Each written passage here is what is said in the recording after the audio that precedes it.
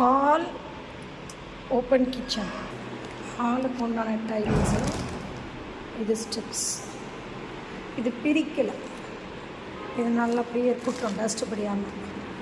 So இது மேலே போகிறதுக்கான ஸ்டெப்ஸ். மேலே சீலிங் லைட்டு. இது ஓப்பன் கிச்சன். ஹாலில் இருந்து அப்படியே இங்கே டிவி போட்டோம்னா இதுலேருந்து வர்றதுக்கு ஓப்பன் கிச்சன். இதுக்கு இந்த லைட்டு போட்டுருவோம் எல்லாமே.